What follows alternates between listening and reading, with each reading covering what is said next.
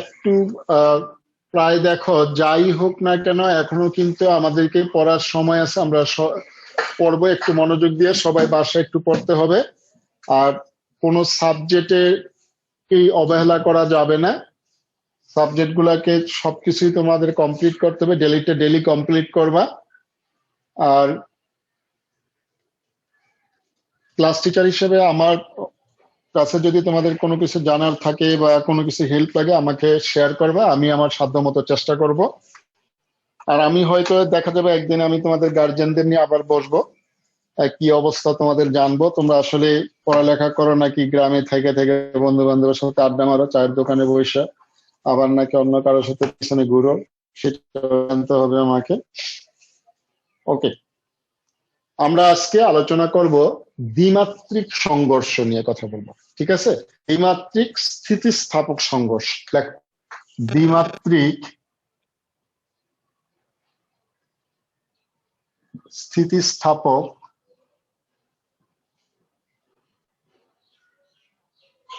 সংঘর্ষ।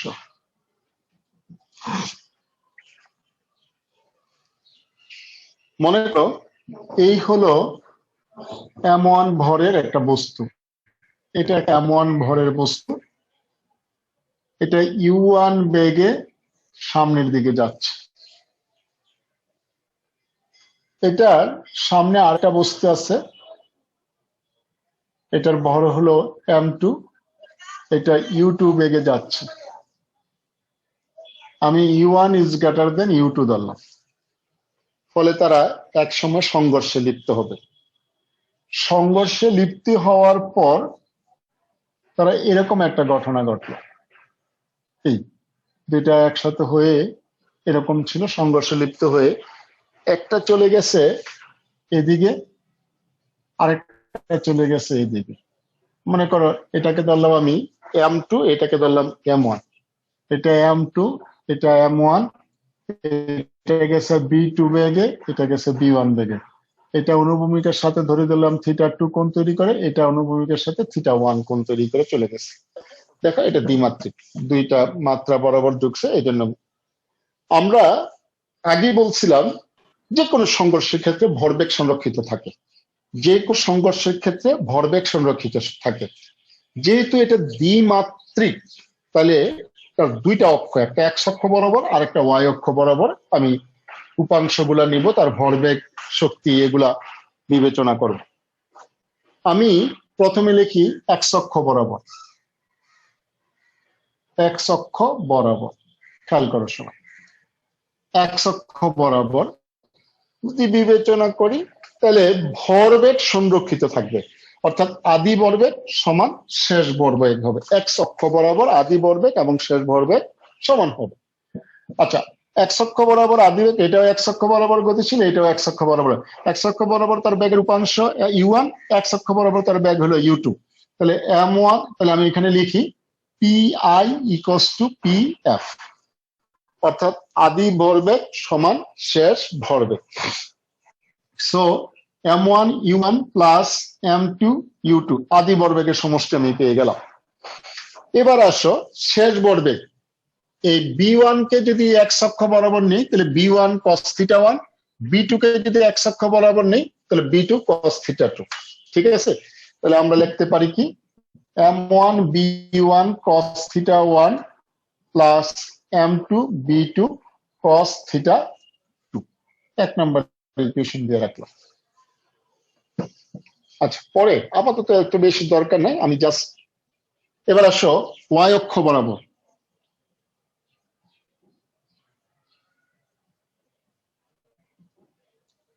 আমি যদি y অক্ষ বরাবর নেই একই কথা, y অক্ষ বরাবর তার আদি বেগ কত, মানে আদি ভরবেগ, প্রথমটা আদি ভরবেগ 0, দ্বিতীয়টারও 0, অর্থাৎ y অক্ষ বরাবর আমার সংঘর্ষের আগে কোনো ভরবেগ নাই, কারণ এটা x অক্ষের সাথে 0 ডিগ্রি কোণ, তাহলে sin 0 মানে 0।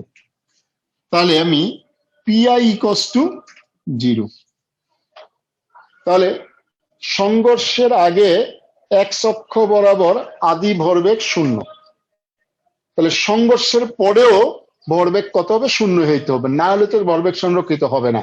সংঘর্ষের আগে ভরবেগ এবং সংঘর্ষের পরে ভরবেগ সমান হবে। ভরবেগের সংরক্ষণশীলতার নীতি অনুসারে আমরা কি বলতে পারি, পিএফও কত হবে, 0 হবে। পিএফও 0 হবে। ওকে, এখন আসো এটাকে যদি আমি এক্স অক্ষ বরাবর নিতে, ওয়াই অক্ষ বরাবর নেই, এটা যেহেতু নিচের দিকে, তাহলে এই বরাবর হবে কত, m1b1 sin θ 1, m1b1 sin θ 1, তবে এটা নেগেটিভ, এটা ওয়াই অক্ষের নেগেটিভ দিকে।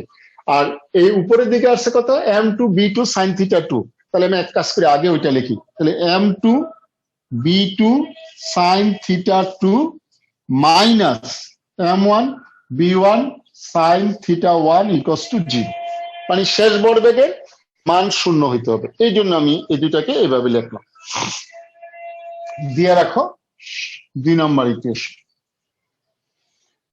আচ্ছা, যেহেতু স্থিতিস্থাপক সংঘর্ষ, তাহলে আমরা কি লিখতে পারি, তার গতিশক্তিও সংরক্ষিত হবে, গতিশক্তি সংরক্ষিত হবে, অর্থাৎ K I equals to K F. এটার আর অক্ষর দরকার নেই, কারণ শক্তির কোনো দিক নেই, শক্তি স্কেলার রাশি, আমি জাস্ট গতিশক্তি সংরক্ষিত থাকবে।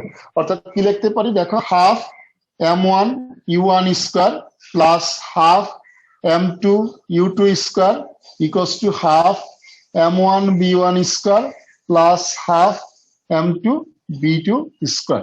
এই 3 নম্বর সমীকরণ। আপাতত এতটুকু মনে রাখলে হবে দ্বিমাত্রিক গতি সম্পর্কে, দ্বিমাত্রিক সংঘর্ষ সম্পর্কে। এরপরে আমরা এগুলো ইউজ করব, অঙ্ক করব, তাহলে দেখবা যে ইজি হয়ে যাবে। এটা নিয়ে পেঁচায় টেঁচায় আমি কিছু সমীকরণ বের করে লাভ নেই, কারণ আমরা জাস্ট জিরো হলো কেন, পিআই ইকুয়ালস টু, মানে ওয়াই অক্ষ বরাবর, ওয়াই অক্ষ বরাবর তো কোনো ব্যাগ নাই, আছে সংঘর্ষের আগে সবগুলোই এক্স অক্ষ বরাবর।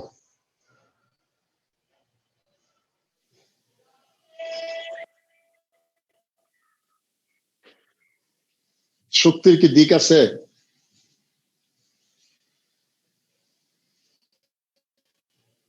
বলো, উপাংশ কার হয়, ভেক্টর রাশির হয় না? আমরা ভেক্টরেই তো উপাংশ পড়ছি মনে হয় না? জি, এই জন্য। ঠিক আছে, আচ্ছা এ পর্যন্ত কারো কোনো প্রবলেম আছে কিনা বলো। স্যার এখানে 2 নম্বর সমীকরণে m2 v2 minus m2 m1 v1 হলো কেন?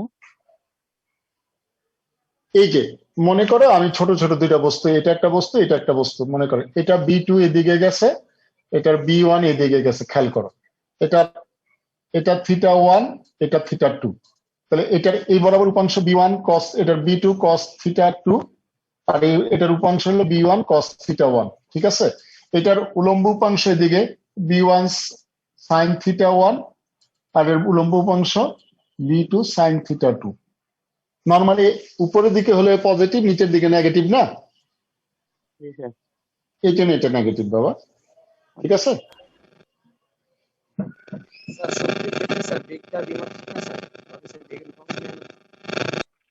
আমি বুঝতে পারি না তোমার কথা, তোমার কথা ক্লিয়ারলি আসতেছে না। অন্য কেউ যদি শুনে থাকো আমাকে বলো।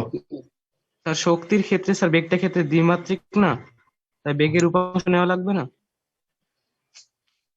আরে বাবা, শক্তি তোমার দরকার কি, ওয়াই নিলে তো সে শূন্য হবে, এটা তো দিক নাই, শক্তির কোনো দিক আছে? এখন তুমি মনে করো এটা স্কোয়ার করলে কি ভেক্টর থাকে? আর কি বেলা সব ভেক্টর এ স্কোয়ার কি ভেক্টর দিতে পারবা? জি না স্যার। তাহলে আবার কেন বলতেছো যেটা এক্স অক্ষ ওয়াই অক্ষ নিব না স্যার, বলো। আমাদের যেহেতু বর্গ, এখন যদি তুমি বলো যে শুধু ব্যাগ থাকতো, তাইলে আমি এক্স অক্ষ ওয়াই অক্ষ বিবেচনা করতাম। যেহেতু স্কোয়ার করলে ভেক্টরের কোনো অস্তিত্ব থাকবে না, এই জন্য আমি আর এটা নিয়ে এত টেনশন পাই না, জাস্ট নর্মাল অনুসারে লিখে দিয়ে গেছি। ওকে, এগুলো মনে রাখো একটু। আমরা এখন কিছু প্রবলেম করি একটা, হ্যাঁ, একটা প্রবলেম দিয়ে সবকিছু নিয়ে আসবো।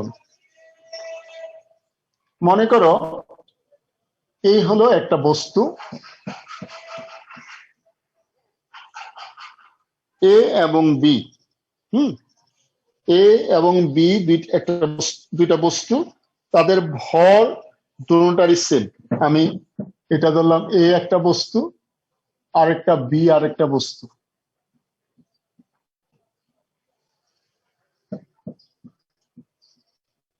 ভর সেম, দুইটারই ভর একই। এটা বি নট বেগে এদিকে যাচ্ছে, আর বি হলো স্থির। সংঘর্ষের পরে তোমার এ বস্তু হলো এটা, বি বস্তু হলো ধরলাম আমি এটা, ঠিক আছে?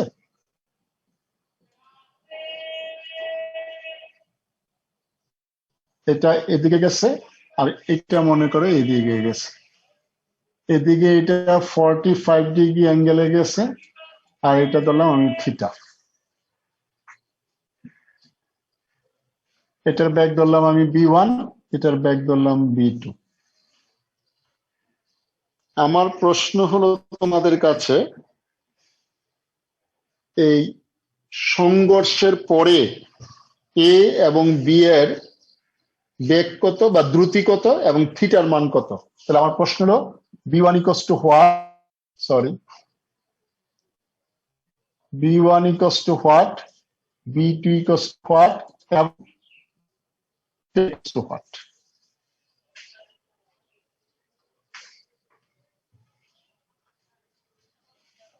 আসো, আমি প্রথমে এক্স অক্ষ বরাবর ভরবেগ লিখি। এক্স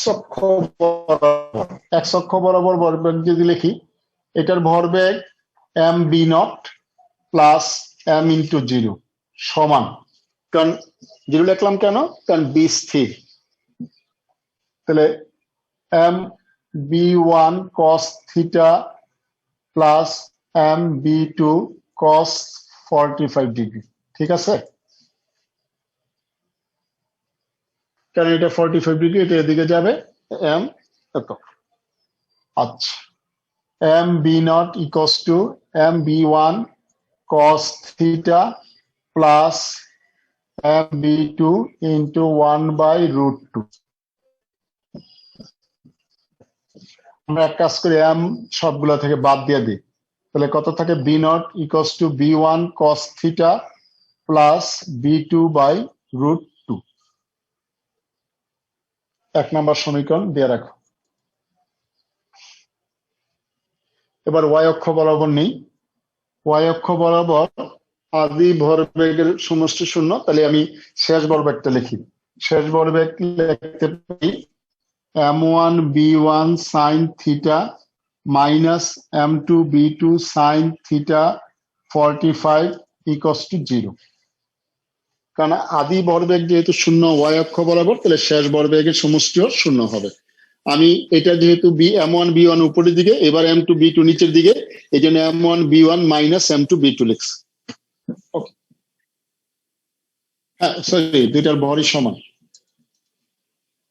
তাহলে এম বি ওয়ান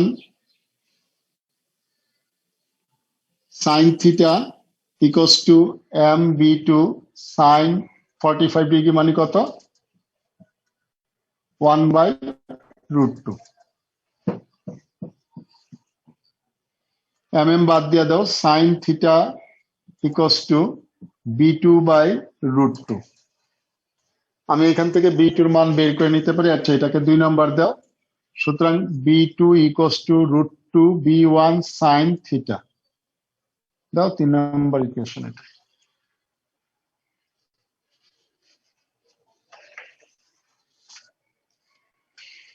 আবার দেখো, শক্তির সংরক্ষণশীলতার নীতি অনুসারে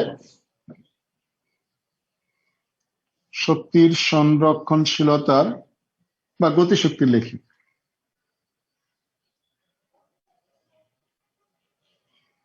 গতিশক্তির সংরক্ষণশীলতার অনুসারে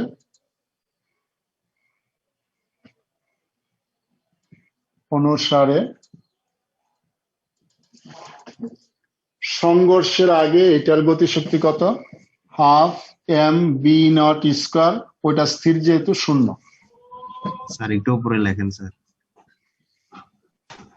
half m b naught square plus 0 equals to half m b1 square plus half m b2 square। তাহলে কত আসে half m b naught square equals to half m b1 square plus half m b2 square। তাহলে b naught square equals to b1 square plus b2 square দাও 4 নম্বর equation.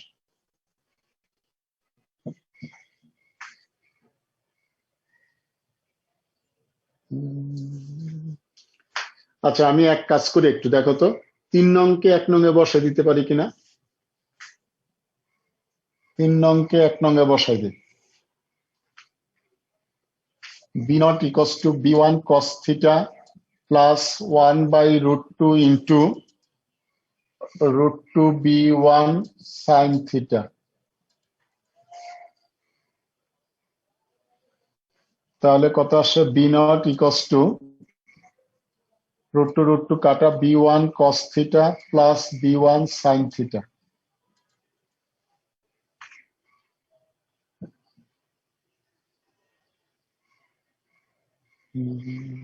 আচ্ছা তাহলে এখান থেকে b1 common নিলে cos theta plus sin theta কি যে হচ্ছে আল্লাহ জানে।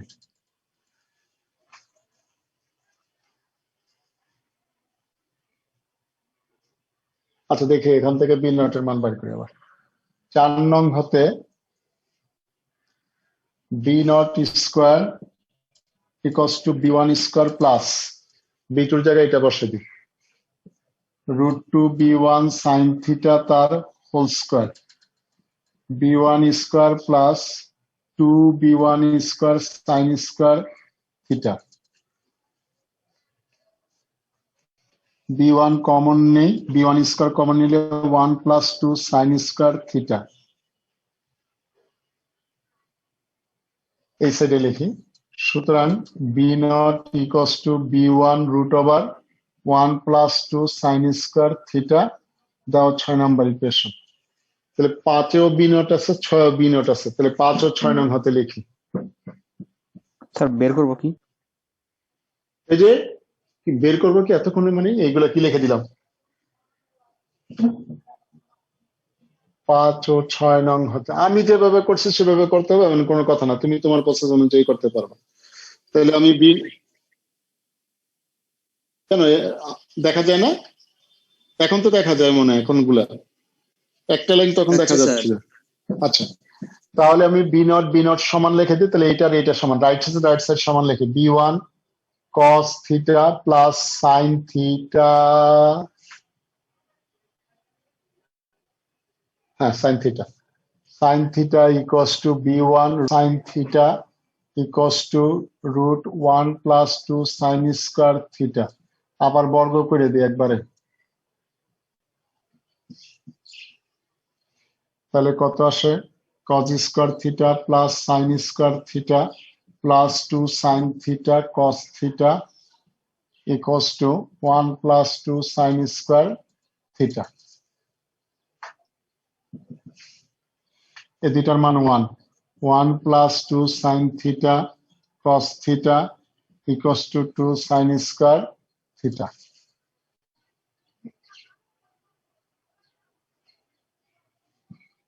ওয়ান প্লাস, তাহলে 1 বাদ, তাহলে 2 sin square theta minus 2 sin theta cos theta equals to 0। 2 sin theta common now, sin theta minus cos theta equals to 0।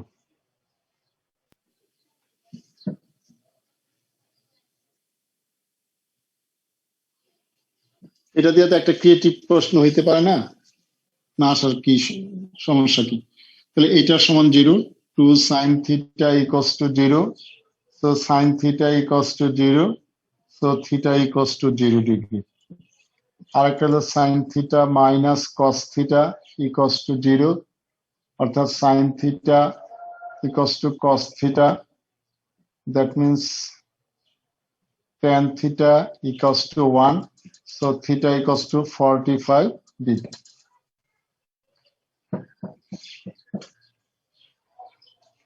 তাহলে সাইন 0° এটা গ্রহণযোগ্য না। কেন গ্রহণযোগ্য না জানো? কারণ হলো সংঘর্ষের পর তারা একটা কোণে যাবে, এটা এক অক্ষ বরাবর যায় না, একটা কোণ করে গেছে দেখা গেছে। তাহলে তোমার অবশ্যই থিটা 45°। আমি এই থিটার মান 45° একটা পেয়ে গেলাম অলরেডি। এবার আমি B1 B0 B2 মান বের করব, যে কোনো এক জায়গায় বসাই দেই। আমি থিটার মান যদি বসাই দেই, দেখো 1 নম্বরে যেটা ছিল, 1 নম্বর ইকুয়েশনটা যদি আমি ভুল না করি এরকম ছিল, 1 নম্বর ইকুয়েশনটা ছিল কি, B0 ইকুয়ালস টু কত ছিল? আচ্ছা এরকম একটা সমীকরণ ছিল, দেখো তো, B1 B1 cos theta plus B2 by root 2। এটা একটা ছিল, ওটা পরে লিখতেছেন। তাহলে B1 cos 45° প্লাস sin 45°, ঠিক আছে না? তাহলে B1 equals to 1 by root 2 plus 1 by root 2. তাহলে B1 into 2 into 1 by root 2, that means root 2 B1. So B1 equals to B0 by root 2. এই হলো B1 এর মান, ঠিক আছে? আদিবেগ যদি আমার সংখ্যা দেওয়া থাকতো তাহলে আমি সংখ্যা পেয়ে যেতাম এটা। আবার আরেকটা সূত্র আমরা জানি, B2 equals to root 2 B1 sin theta, না?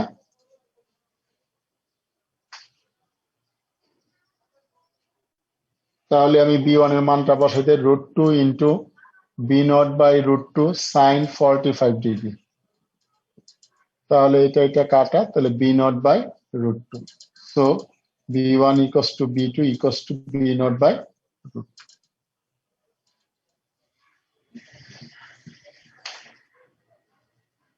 তাহলে B0 এবং B টা সেম।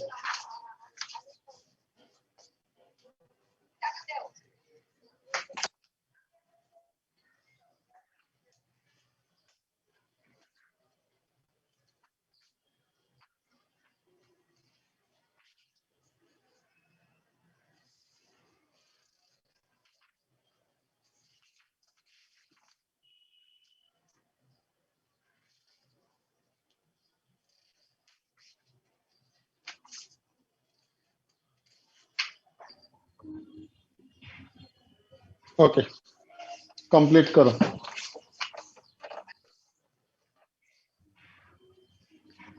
তো বিশাল বড় স্যার। বিশাল বড়, মাথা নষ্ট হয়ে গেছে এখানে, মাত্র তো শুরু করলাম। স্যার দ্বিমাত্রিক কলিশন, সরি, এটা আছে স্যার। এইটা তোমাদের কোন কোন বইয়ে দিছে, কোন কোন বইয়ে দেয়নি, ঠিক আছে? শাহজাহান তপনে স্যার পাইনি এটা স্যার। আচ্ছা যাই হোক, এখন আরে সেলু সাজান তপন না থাকলে কোনো না কোনো বইয়ে তো আছে, আমি যেহেতু পড়াইছি পড়তে থাকো, দ্যাটস এনাফ। আমার যখন যেটা থেকে ভালো লাগে সেটা থেকে করে। আমার বাসায় তোমার মনে করো সব রাইটারের বই আছে, এমন কোন রাইটার নাই বই নেই। তা আমি যেটা পড়াইলে তোমরা ইজিলি ক্যাচ করতে পারবে আমি সেটাই পড়াই।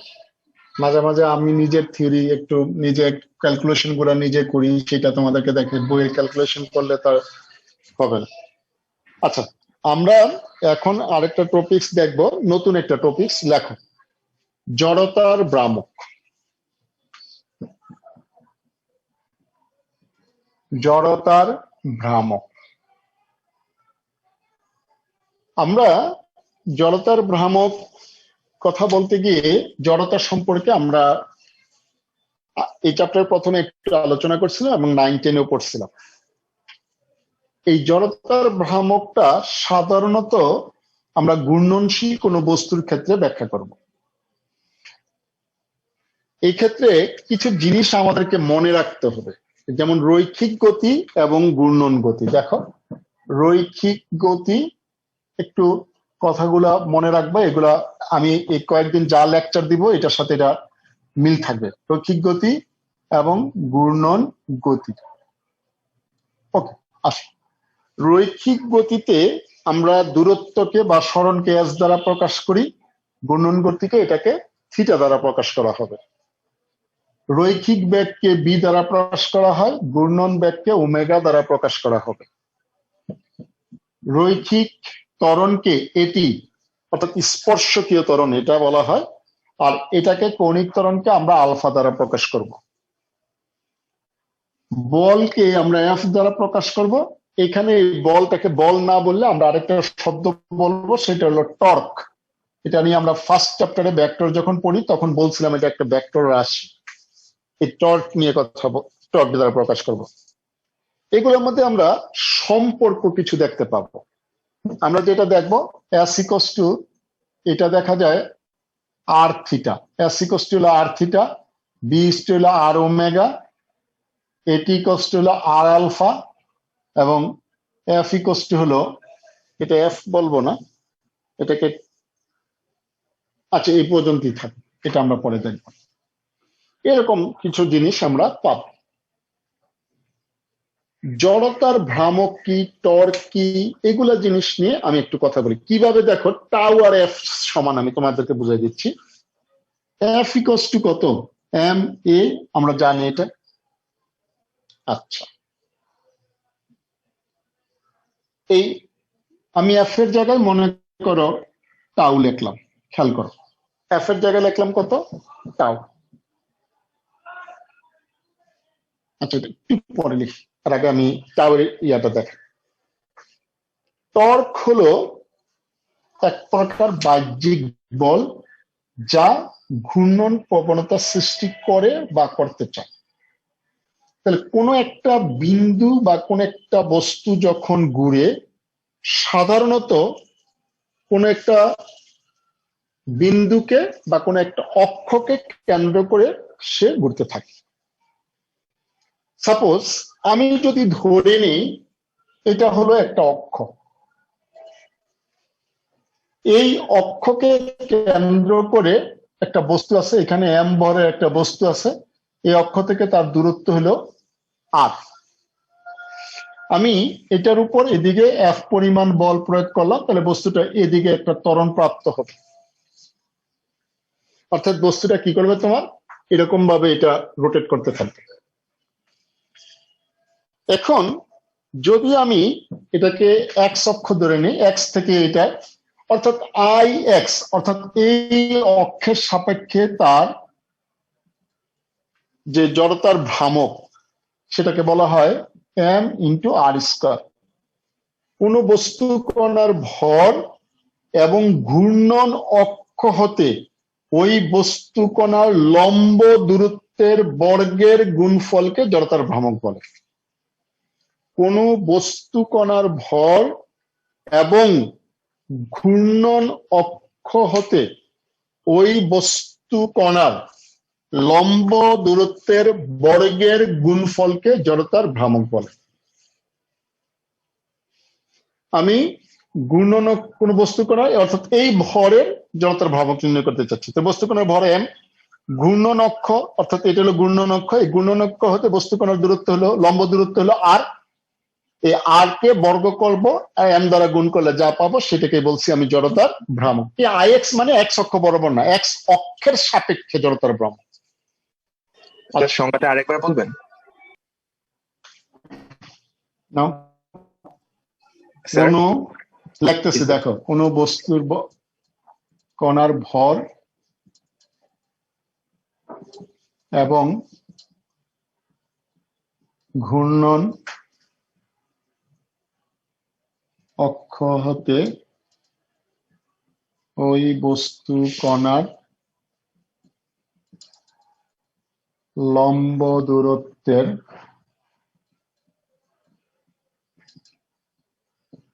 বর্গের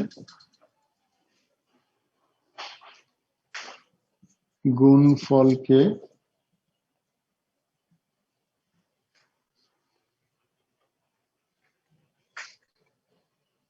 গলকে জড়তার ভ্রামক বলে। কোন বস্তু কণার ভর এবং ঘূর্ণন অক্ষ হতে ওই বস্তু কণার লম্ব দূরত্বের বর্গের গুণফলকে জড়তার। এখন অক্ষ হবে এরকম কোনো কথা না, কোন একটা বিন্দুকে কেন্দ্র করে ঘুরতে পারে, ওই বিন্দু হচ্ছে লম্ব দূরত্ব। আচ্ছা,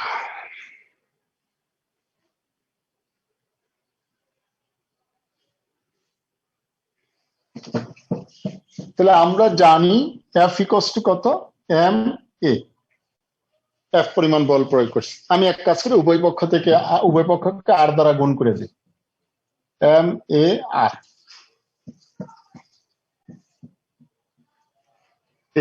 আর F equals to M equals to কত, I equals to alpha into আর,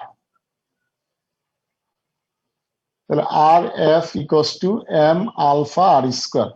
এই আর এফ যেটা, এটাকে বলা হয় টর্ক। কোনো কিছুকে দূরত্ব দ্বারা গুণ করা হলে তার ভ্রামক নির্দেশ করে। আমরা এটা ভেক্টর যখন পড়ছিলাম তখন একটু বলে আসছিলাম, কোনো কিছুকে দূরত্বের সাপেক্ষে গুণ করলে, দূরত্ব দ্বারা গুণ করলে, যেমন ভরকে, এটাকে বলা হয় আর এফ হলো বলের ভ্রামক। বলের ভ্রামক, এই বলের ভ্রামককে বলা হয় টর্ক। তাহলে tau equals to M alpha R square, tau equals to M alpha R square. এখন একটু খেয়াল করে দেখো, F equals to M A R tau equals to M alpha R square, অথবা এক কাজ করি এম আর স্কোয়ার আলফা লিখি, তাহলে সুবিধা হবে একটু আমার। M R square alpha, please খেয়াল করো, এফ আর টাউ, এই যে এম কে বলবো আই, তাহলে দেখো এখান থেকে টাউ, এটা মানে কি আই না, এটা মানে কি alpha, tau equals to I alpha. তাহলে এখান থেকে আরেকটা লিখতে পারি, tau equals to I alpha. I হলো জড়তার ভ্রামক, অর্থাৎ টর্ক হলো জড়তার ভ্রামক এবং কৌণিক ত্বরণের গুণফল। টর্ক হলো জড়তার ভ্রামক এবং কৌণিক ত্বরণের গুণফল। এ পর্যন্ত, পরে আমি একটু দেখাচ্ছি।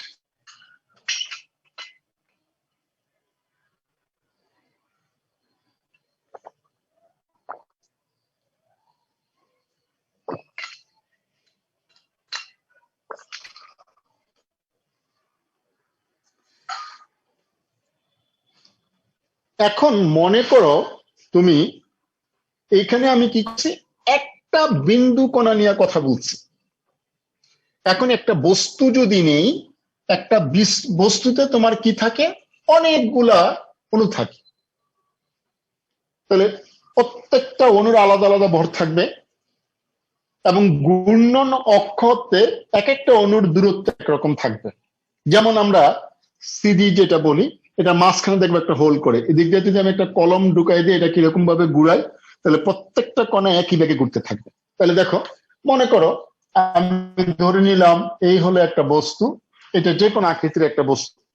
এই বস্তুটা মনে করো এই অক্ষের সাপেক্ষে ঘুরতেছে, এই অক্ষের সাপেক্ষে এরকম, অর্থাৎ পিকিউ অক্ষ বলে দিলাম আমি, এই পিকিউ অক্ষের সাপেক্ষে বস্তুটা ঘুরতেছে। এটাতে কয়টা অণু আছে আমি জানি না, আমি ধরে নিলাম এতে n সংখ্যক অণু বিদ্যমান।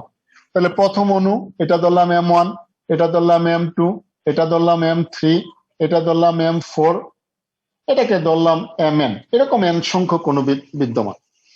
তাহলে এই ঘূর্ণন অক্ষ থেকে এটার লম্ব দূরত্ব হলো R1, ঘূর্ণন অক্ষ হতে এটা লম্ব দূরত্ব হলো R3, ঘূর্ণন অক্ষ হতে এটা লম্ব দূরত্ব হলো R2, ঘূর্ণন অক্ষ হতে এটা লম্ব দূরত্ব হলো R4 এবং ঘূর্ণন অক্ষ হতে এটা লম্ব দূরত্ব হলো Rn। তাহলে প্রত্যেকটা কণার আলাদা আলাদা জড়তার ভ্রামক আমি পাবো। এই সবগুলোর জড়তার ভ্রামককে যদি আমি যোগ করে দিই, তাহলে পুরা বস্তুটার জড়তার ভ্রামক পাওয়া যাবে। তাহলে পুরা বস্তুটার জড়তার ভ্রামক যদি আই হয়, তাহলে আমরা লিখতে পারি M1 R1 square, M2 R2 square, M3 R3 square plus dot dot plus Mn Rn square. এটাকে আমরা এইভাবে লিখতে পারি, summation of M I R I square, I equals to 1 থেকে n, আই ইকোস টু 1 থেকে n। এই হলো, যদি অনেকগুলো বস্তুর সমন্বয়ে তোমার কোনো পদার্থ গঠিত হয়, কণার সমন্বয়ে, সেই ক্ষেত্রে তার জড়তার ভ্রামক হবে এরকম। ঠিক আছে? আচ্ছা,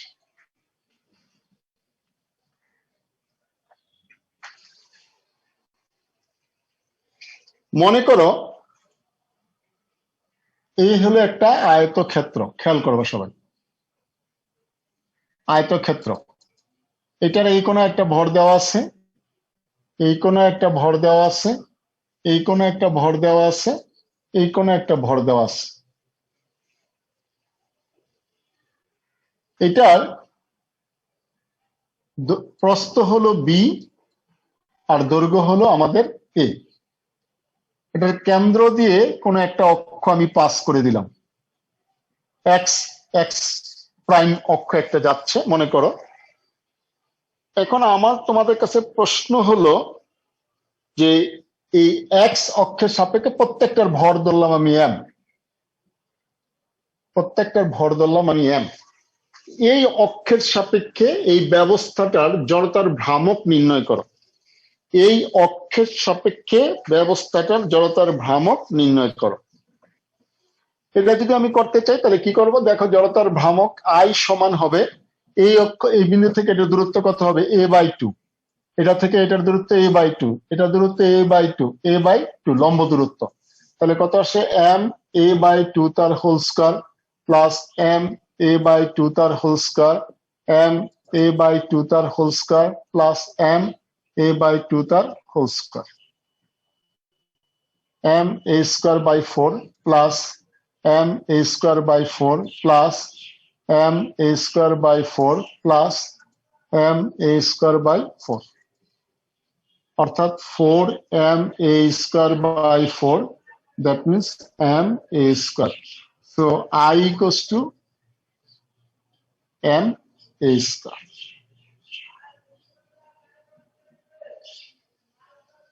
ঠিক আছে?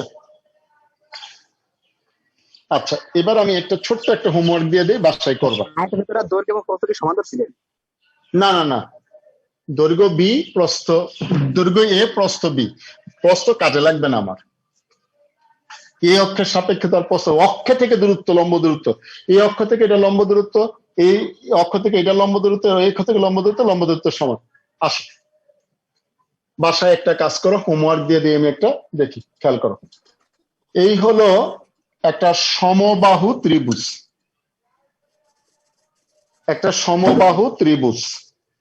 এই সমবাহু ত্রিভুজের প্রত্যেকটা কোণায় এম ভর দেওয়া আছে, মনে করে এখানে এম ভর দেওয়া আছে, এবং এখান থেকে একটা অক্ষ একটা কর্ণ দিয়ে চলে গেল। মনে করো এটার নাম দিয়ে দিলাম PQ, একটা অক্ষ যাচ্ছে এবং প্রত্যেকটার দৈর্ঘ্য ধরলাম আমি 2 মিটার। আচ্ছা 2 মিটার না ধরি, বাদ দাও, L ধরলাম, প্রত্যেকটা দৈর্ঘ্য হলো L মিটার।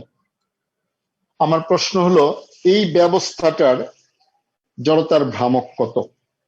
অর্থাৎ এরকম একটা সমবাহু ত্রিভুজের একটা কণা দিয়ে, একটা বিন্দু দিয়ে আমি তোমার কি করছি, একটা অক্ষ দিয়ে দিলাম, পাস করলো। এই অক্ষের সাপেক্ষে এই ব্যবস্থাটার জড়তার ভ্রামক কত? এটা বাসায় একটু প্র্যাকটিস কর, না পারলে পরে দেখা যাবে। ওকে, থ্যাংক ইউ, আল্লাহ হাফেজ। আসসালামু আলাইকুম স্যার। তিনটার বরে কি এক স্যার? জি স্যার, একই।